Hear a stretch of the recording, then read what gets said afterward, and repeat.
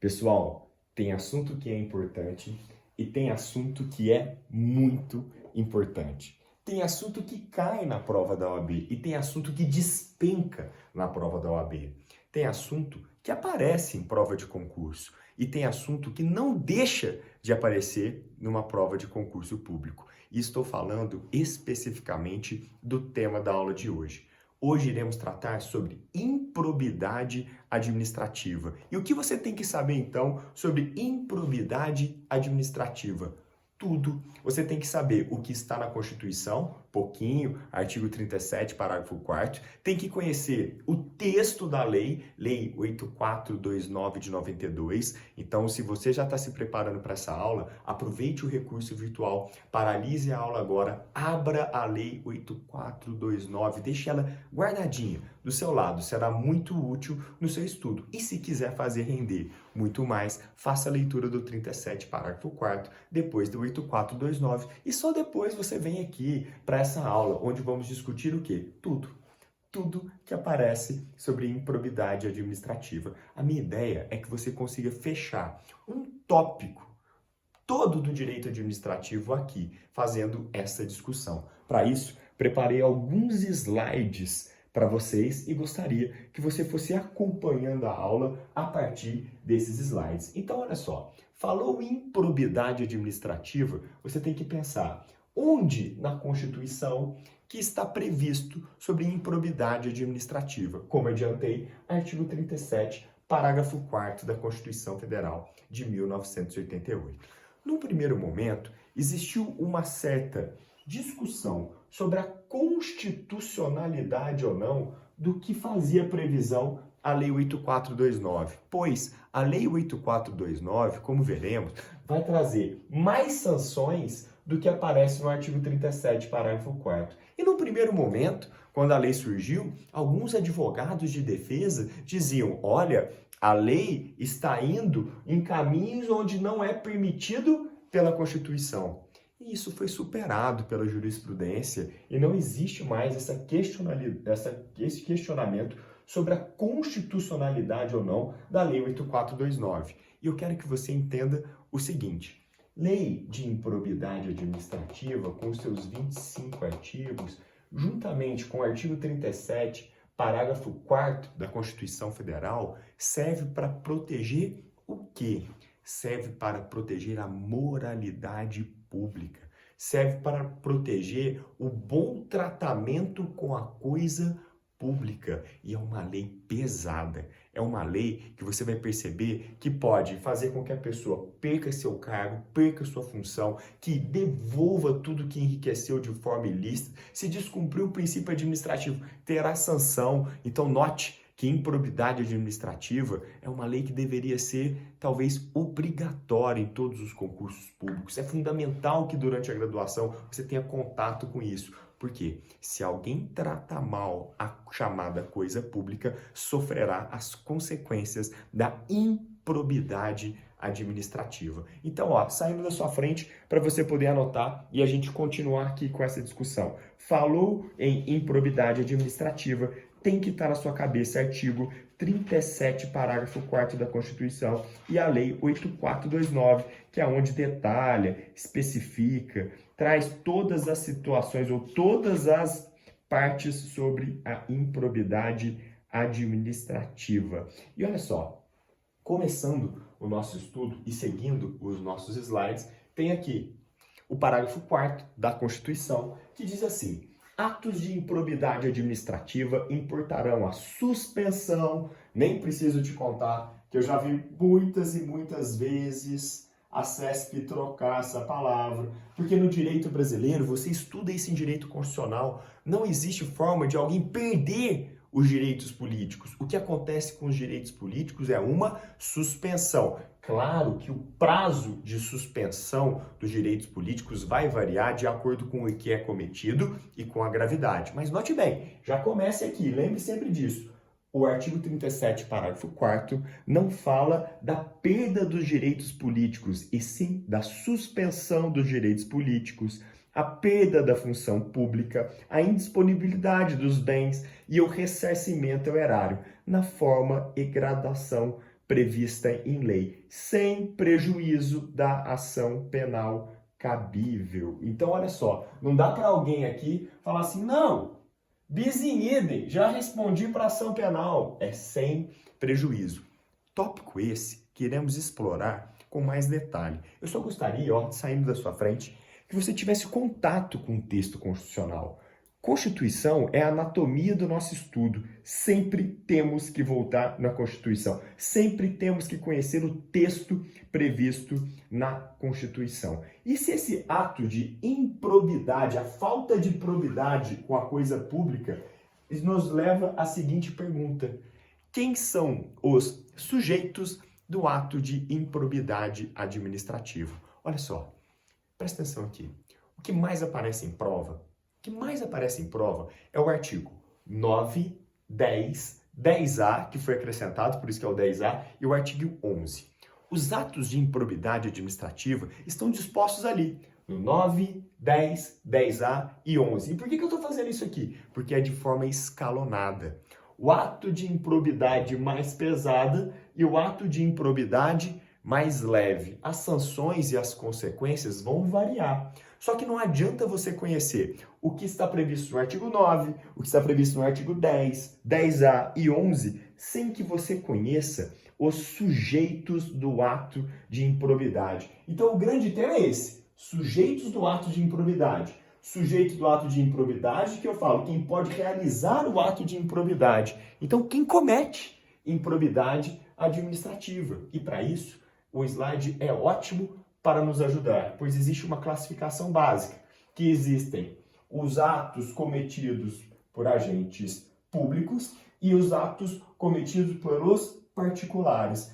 Quando é um agente público cometendo um ato de improbidade administrativa, nós vamos dizer que é o normal, é o sujeito ativo natural, por isso, sujeito ativo próprio. Quando for um particular cometendo ato de improbidade administrativa, você vai falar que é um sujeito atípico impróprio. Mas aqui você já matou um primeiro questionamento fácil.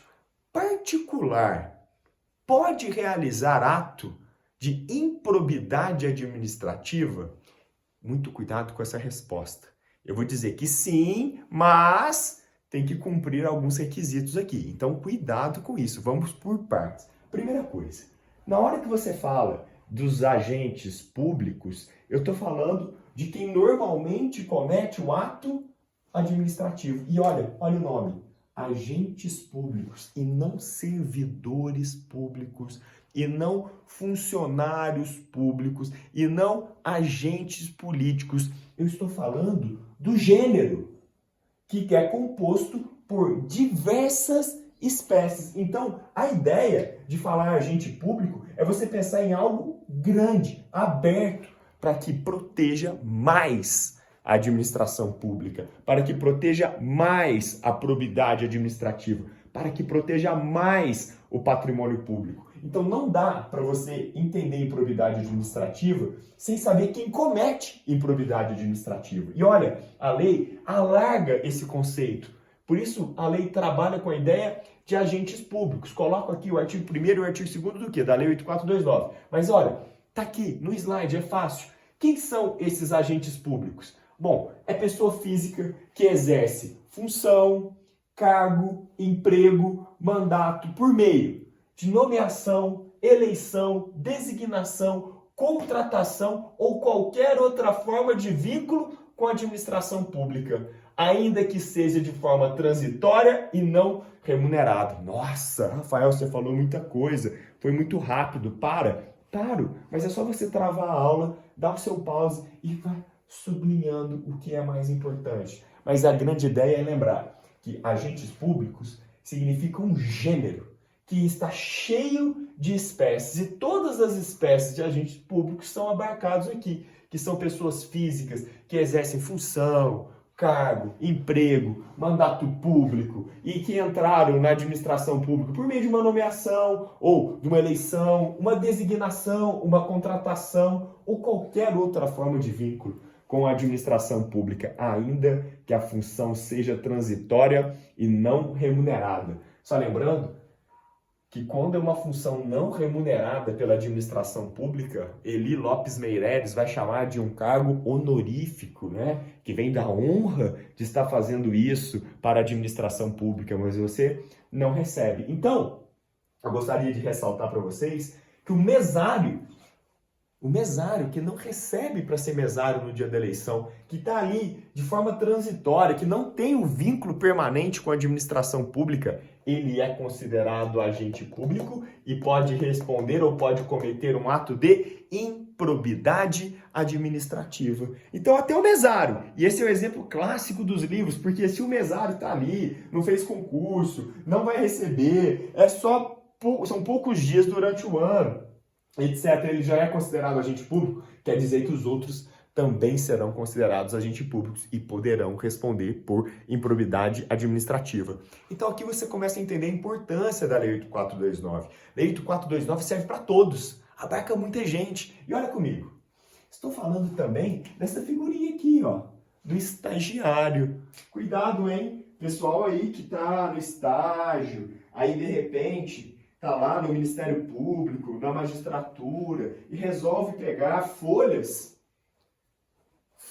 para fazer rascunho em casa. Olha que folha bonita com o timbre aqui do Poder Judiciário, vou estudar com essas folhas bonitas. Ou então que resolve imprimir o trabalho assim de uma determinada matéria no estágio. Será que isso é improbidade administrativa? Pode configurar sim improbidade administrativa. Cuidado, você vai ver que improbidade é aquilo que está previsto no artigo 9, 10, 10A e 11. Caso um estagiário das pessoas que estão aqui, ó, discriminadas, pode sim responder por improbidade administrativa. Bom, caminhando e cantando e mudando de assunto. Já falei dos agentes públicos, que é um gênero, mas você não pode esquecer que particulares, que são quem responde de forma excepcional, por isso chamado de impróprio, também pode cometer ato de improbidade administrativa. Mas aqui está a regra.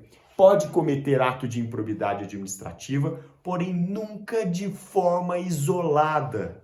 Nunca de forma sozinho, tem que estar sempre togetherzinho, junto com uma outra pessoa. Então, olha só, particular, pode cometer ato de improbidade? Pode. Sozinho? Não, sozinho ele não pode. Então, cuidado com as provas de verdadeiro ou falso. Acompanhe comigo. Como assim? O particular pode ser um sujeito ativo? Pode, sem problema nenhum. Mas ele não pode realizar o ato de improbidade administrativa de forma isolada. Porque olha os verbos. Os verbos é induzir quem? Um agente público. Concorrer com quem? Um agente público. Beneficiar-se do quê? De uma atitude de um agente público. Então, de forma isolada, não existe a responsabilidade por improbidade administrativa dos particulares. O particular responde por improbidade se ele estiver junto com o agente público. E ele então não é normalmente quem responde, por isso é chamado de impróprio, e também as sanções que são destinadas ao particular que atua junto com o agente público são postas na medida do possível. Por exemplo, existe, a gente vai ver daqui a pouco, a perda do cargo ou da função. O particular não tem cargo, não tem função. Por isso, até mesmo na forma de responder, tem sua particularidade. Por isso que é um agente impróprio. Pessoal, então olha só, nós fechamos aqui essa primeira parte da aula que só tratou dos sujeitos ativos da improbidade administrativa e fez uma diferenciação do que é importante ser estudado. O artigo 37, parágrafo 4º e a Lei 8429. Vale a pena você se debruçar por essa legislação. São apenas 25 artigos curtos, mais o 37, parágrafo 4º e uma infinidade de exercícios. Somado a isso, você precisa conhecer a jurisprudência e as teorias que fundamentam a improbidade. E é o que faremos nos próximos blocos. Então, primeiro bloco, mantenha comigo. Você só estudou o sujeito ativo. Pense comigo, vamos começar no próximo bloco falando sobre o quê? Sujeito passivo do ato de improbidade administrativa. Vá buscar um café e eu espero por vocês.